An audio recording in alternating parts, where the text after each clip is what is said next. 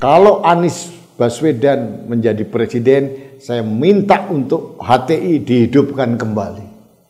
Khilafah berkuasa di negeri ini. Nah, inilah saya katakan bahayanya kalau kelompok-kelompok seperti ini menguasai Indonesia.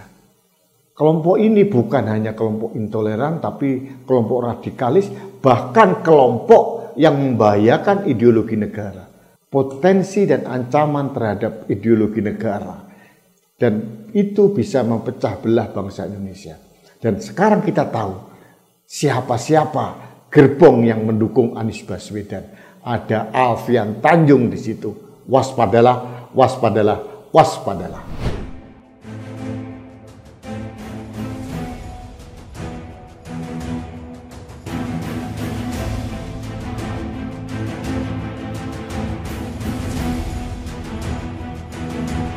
Halo sahabat Indonesia, kita bertemu kembali dalam Opini Rudy. Sahabat Indonesia, koalisi Anies Baswedan, Muhaimin Iskandar, Nasdem dan PKB mendapatkan amunisi baru dari sahabat dekat pendukung dari dulu Anies Baswedan, yaitu kelompok Masyumi Reborn atau Masyumi Baru yang dipimpin oleh Ahmad Yani. Ahmad Yani dulu bekas politisi dari P3, kemudian keluar mendirikan Masyumi. Yang menarik, di kepengurusan Masyumi itu ada Alfian Tanjung.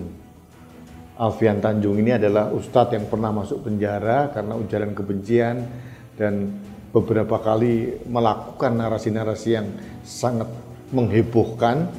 Dan beberapa waktu yang lalu pengurus Masyumi Reborn ini diterima oleh jajaran elit Partai Nasdem.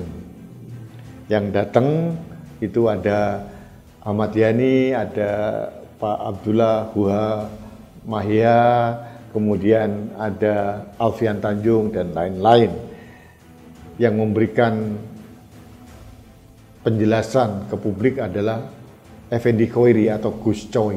Nah, ini menarik. Alfian Tanjung ini adalah tokoh yang sangat simpatik dengan HTI atau mungkin termasuk orang HTI. Nah, saya ingin mengajak Anda untuk mengikuti ceramah dari Alfian Tanjung beberapa waktu yang lalu. Berikut ini.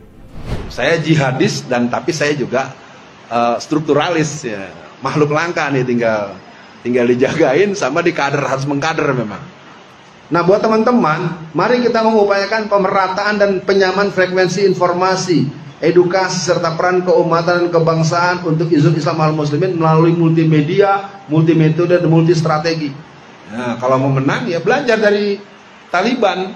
Sekarang kalau sampai Pak Anies Baswedan menang, ya, dan jaringan yang saya bangun selama hampir 40 tahun juga nanti saya akan bilang, pulihkan Hizbut Tahrir. Kira-kira terima kasih nggak tuh sama Pak Anies Baswedan? Makanya kemarin saya ketemu Anies 2 kali, terus terang aja. Saya orang yang dari dulu asik kemana aja asik. Lalu ketemu saya di Solo tanggal 14 November.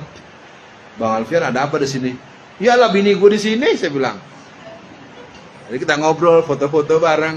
Nah, kemudian tanggal 16-nya, 2 hari kemudian ketemu di Jogja. Jogja saya samperin, saya bisikin. Nis, Bang Anies, gue bantu lo, tapi gue nggak deket-deket sama lo ya. Tapi kalau lo nggak belain Islam, gue nggak jadi bantu lo. Maksudnya apa Bang Alfian? Ya nggak mau gue bantuin, ngapain? Ya udah. Nah, jadi sebenarnya Pak Anies Baswedan banyak tarikan gitu. Jadi gitu, soal bagaimana kemenangan menurut saya boleh jadi di sini hari ini adalah benih-benih kemenangan itu akan terjadi. Ya. Persoalannya ibu-ibu, bapak-bapak suka berdoa nggak agar ketemu dengan caleg-caleg yang akhlaknya bagus, yang agamanya bagus. Sahabat Indonesia, jelas terang benderang. Kalau Anies Baswedan menjadi presiden, saya minta untuk HTI dihidupkan kembali. Khilafah berkuasa di negeri ini. Nah, inilah saya katakan bahayanya kalau kelompok-kelompok seperti ini menguasai Indonesia.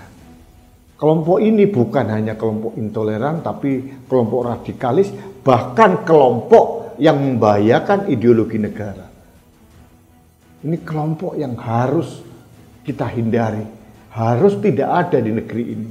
Makanya saya wanti-wanti, jangan pilih calon presiden dan calon wakil presiden yang didukung oleh orang-orang atau kelompok-kelompok yang pengen HTI itu hidup kembali, yang pengen FPI itu muncul kembali, yang pengen ideologi khilafah itu menggantikan ideologi Pancasila. Ini yang harus kita waspadai benar-benar. Sebagai masyarakat kita harus cerdas. Sekarang kita tahu Partai Masyumi baru sudah bergabung dengan Nasdem, mendukung Anies Baswedan dan Cak Imin. Saya tidak menuduh Partai Masyumi baru mempunyai agenda untuk menggantikan ideologi negara, tapi di situ ada Alfian Tanjung, orang yang selalu menggaungkan politik identitas berbasis agama. Jadi betapa berbahayanya kalau orang-orang ini nanti dompleng capres dan cawapres, dan kalau jadi, wow, apa yang kita bisa bayangkan untuk Indonesia?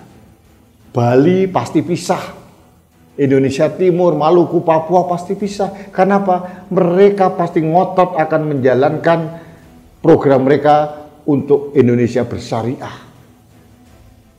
Ini berbahaya. Potensi dan ancaman terhadap ideologi negara. Dan itu bisa memecah belah bangsa Indonesia. Dan sekarang kita tahu siapa-siapa gerbong yang mendukung Anies Baswedan. Ada Alfian Tanjung di situ. Waspadalah, waspadalah, waspadalah. Terima kasih sahabat Indonesia. Kita bertemu kembali dalam Opini Rudi selanjutnya. Salam satu Indonesia, salam Pancasila. Salam Indonesia Maju. Saya Rudi SK.